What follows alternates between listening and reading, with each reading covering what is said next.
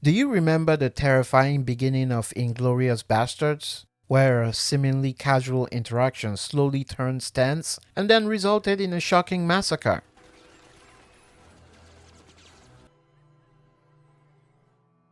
Do you remember the broad smile on your face at the beginning of Mission Impossible Fallout? That moment CNN's Wolf Blitzer took off his mask and is revealed to be Benji the whole time? The moment you thought, yeah, it's gonna be a wild ride.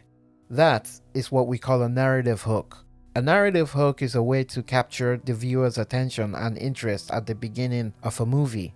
It can be in form of a controversial statement, a mystery, or an action scene that sets the tone for the rest of the movie. Good narrative hooks are supposed to raise questions, create suspense, or introduce a conflict that viewers want resolved. This is how good writers and directors keep us, the audience, invested. And in this day and age, the age of never-ending screens and distractions, narrative hooks are more important than ever.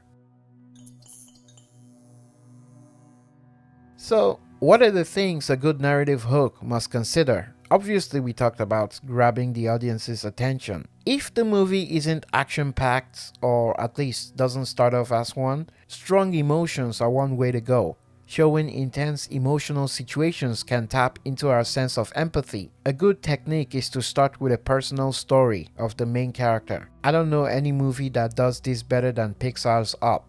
We meet a kid who doesn't talk very much, Carl Fredricksen. He loves adventure and wants to travel to a land lost in time called Paradise Fall. He meets the love of his life, Ellie, who also shares this passion. They make a pact about going to Paradise Falls. They fall in love, get married. They both start saving money to fulfill their dream, but life keeps getting in the way. Car maintenance, home maintenance, healthcare costs, bunch of stuff. They eventually grow old together. Ellie falls sick and later passes out. That's it. In less than 10 minutes, we get a roller coaster of Carl's life. We're hooked into the movie, so that when he finally decides to see through their dream of going to Paradise Fall, you, the viewer, with tears in your eyes, you have no choice but to root for the old man. The opening scene of Pixar's Up is so powerful. You are desperate to see him succeed and finish his mission, no matter how many challenges he faces. Up is considered one of the best animations ever. Another tried and tested strategy is to start with an action-packed event. The energy produced from the action alone should draw people's attention. You also want to drop them into said action without any context. This compels people to keep watching. Leaving people with questions means staying away from too much description. Don't feel the need to explain every detail to your viewer. That's why long, drawn-out narration is generally a bad idea and a major turnoff for movie viewers. The beginning of Breaking Bad, for example, we see a man, Walter White, driving what is obviously a makeshift drug lab with multiple dead bodies in it. He's panicking in his underwear and we hear police sirens closing on him. He uses a camera and begins to record a final video for his family. Then he pulls a gun and prepares to make a last stand against the cops coming for him. What's going on here? Why is this happening? Who is this? Who are we rooting for? Questions like that keep people invested in your movie, or in this case, TV show. Once you have the viewer's attention, you can keep it by answering these questions as the movie or TV show progresses.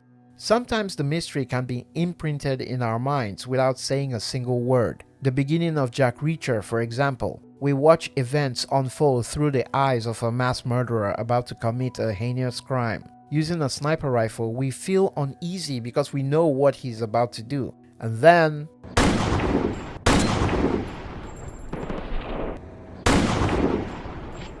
not a single word was spoken in this scene, but I can guarantee you two things. One, nobody watching this took their eyes off the screen for a second. And two, after the atrocity, we all desperately wanted to know why. The very best narrative hooks build anticipation and set the tone for the rest of the movie, while giving us very little to go on when it comes to information. I'm talking of course about The Dark Knight, my favorite superhero movie. The movie that made me a Christopher Nolan stan. The movie opens with a group of criminals who don't know each other but were apparently all hired by the Joker to pull off a bank heist. Not just any bank, a mob bank. The Joker also convinced them to kill each other as they went on. Less armed robbers means bigger shares. Eventually, only one remains, and as the injured mob enforcer taunts the last survivor, saying, "What do you believe in?" He approaches him, puts a grenade in his mouth, takes off the mask to reveal he is in fact the Joker, and responds, "I believe whatever doesn't kill you simply makes you stranger." Ladies and gentlemen, this is how you start a great movie. In a few minutes, we learn everything there is to know about the Joker. He understands criminals more than they understand themselves.